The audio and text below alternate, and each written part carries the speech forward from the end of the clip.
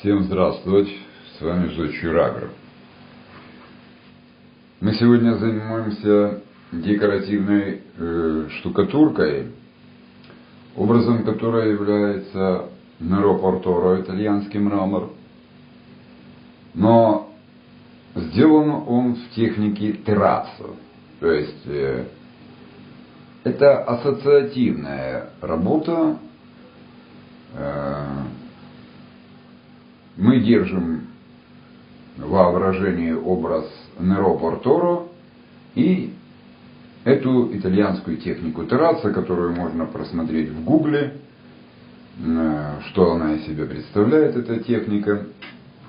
Но тут есть, я к чему, что эта техника предусматривает как бы некую бесформенность, такую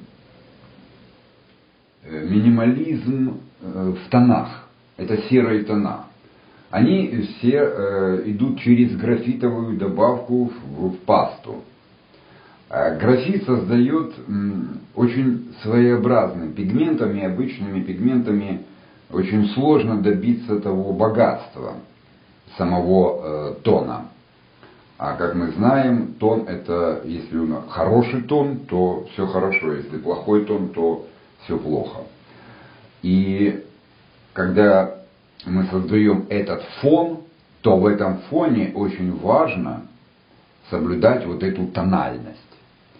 Графит мне позволяет соблюдать эту тональность. Я сейчас вблизи покажу этот первый слой. Это фоновый слой, с которого потом начинается проработка уже самой декоративки.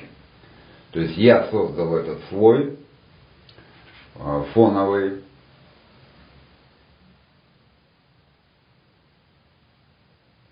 И на этом фоне он сейчас уже подсох.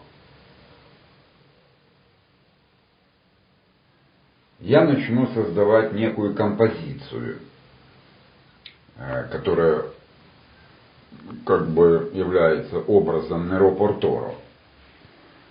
Значит, я сюда добавлял глиттер, чтобы придать еще некоторую искристость. Есть две техники, два способа нанесения. Это либо через поверхностный защитный слой, либо воска, либо лазури. Вот добавляем туда глиттеры и получаем эффекты, которые нам необходимы. А есть другой способ внедрения глиттеров внутрь системы. Поэтому все зависит от того, какая задача стоит перед исполнителем. Итак, на этой, как говорится, фазе мы сейчас остановимся. И мы сейчас прервемся и вернемся к этому образцу уже тогда, когда будут проставлены более светлые акценты. Тогда уже начнет проявляться уже как бы некоторая особенность этой декоративки.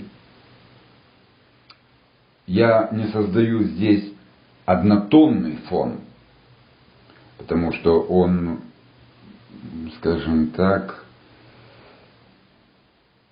однотонность несколько убивает художественность, а техника терраццо предусматривает как бы слияние очень разных оттенков серого в данном случае, да? Вот чтобы больше создавать именно оттенки, нюансы. То есть, если в музыку перевести, да, то целые ноты, конечно, это хорошо, но все прелесть создают именно там 16-е, 32-е, такие, да, переливы. Вот эти обертоны, они очень важны в любом деле. В музыке, в декоративке, в художествах. Ну, то, чем, как говорится, в искусстве. Это очень важно. Все, мы прерываемся и продолжаем. Итак, продолжаем. Значит, как мы создаем акценты? Акценты, нюансы этих полутонов. Кто-то может делать подобные вещи в технике недомеса, но тут есть такие моменты, что недомес это как Бог на душу положит. И не всегда мы достигаем того эффекта, который хотим. Сам недомес сам по себе, он уже является самодостаточной техникой, и нам трудно что-то либо потом исправить в недомесе. А вот именно в моменте тогда, когда мы сами акцентируем внимание, вот это уже немножко интереснее, когда не то, что Бог на душу положит, а то, что мы хотим. Это две большие разницы. Я тоже особо не задумываясь над тем, что я хочу получить именно вот такое. Нет. Но я в какой-то степени даю некоторую заданность. То есть, как говорится, мысль входит в этот процесс. Не совсем под контролем разума, но тем не менее они выходят из свободы. То есть мы материалу не даем властвовать над этим, да, мы все равно в любом случае стараемся этот процесс как бы создать, некоторую задуманность, некоторую искусственность. И она хороша, потому что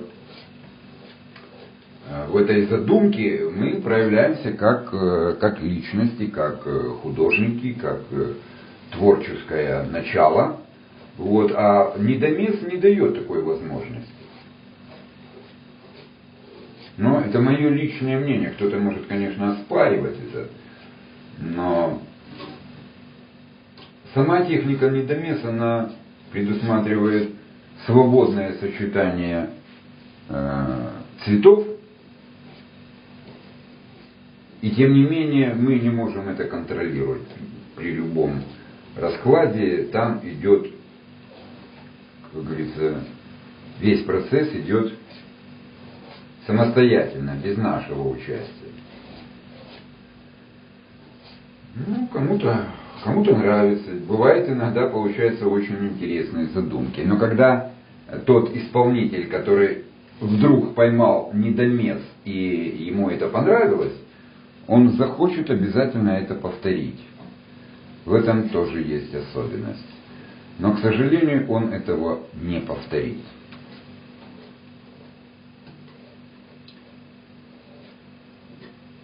А здесь мы можем все-таки как-то иметь возможность повторить некоторые понравившиеся элементы.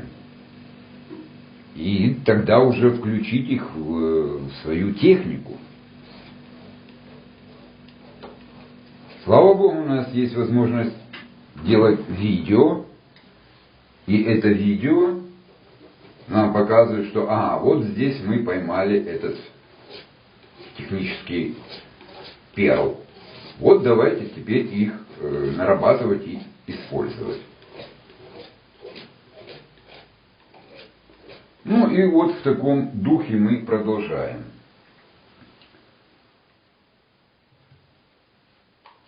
Мы поставили эти акценты.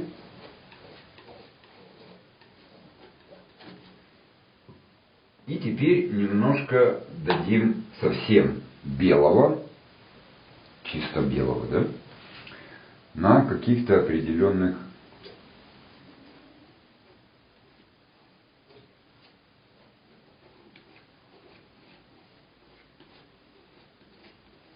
мы стараемся их не соединять, пусть они будут как бы несколько оторваны друг от друга, но и тем не менее они должны находиться в общей композиции, эти акценты.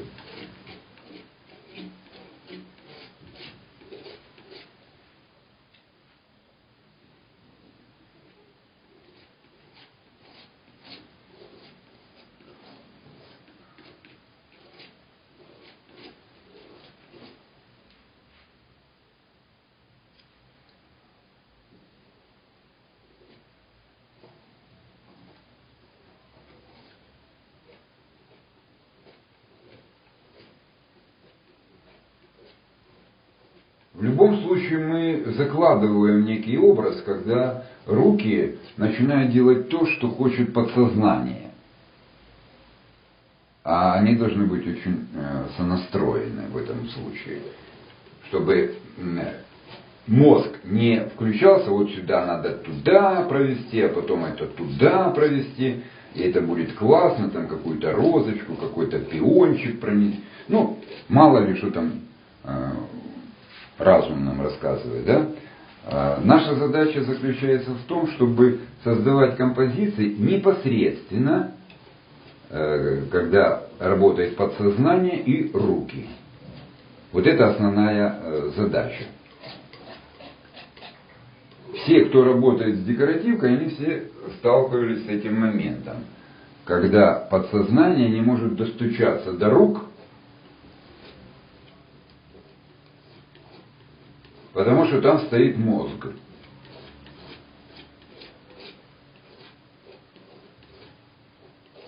Поэтому в определенных моментах мозг надо убрать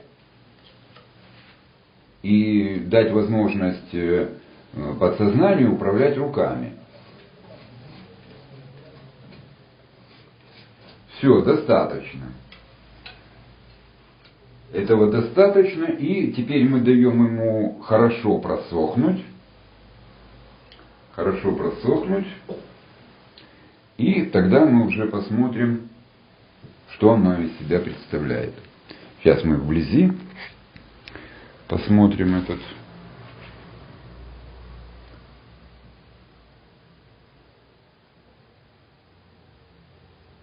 пейзаж.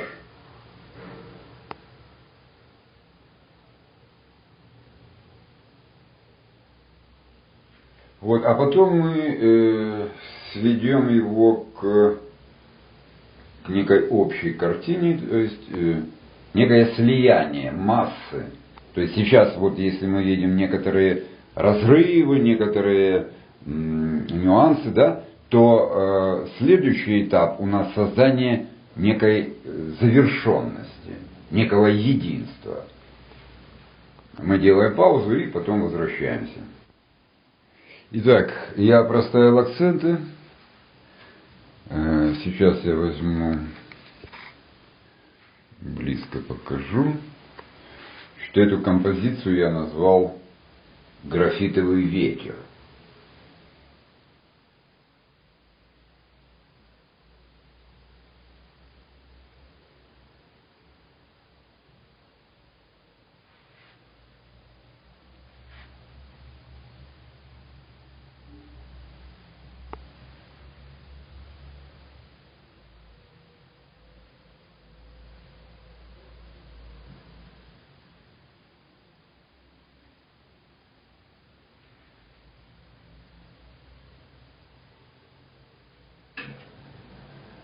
Все, я не хочу затягивать само видео.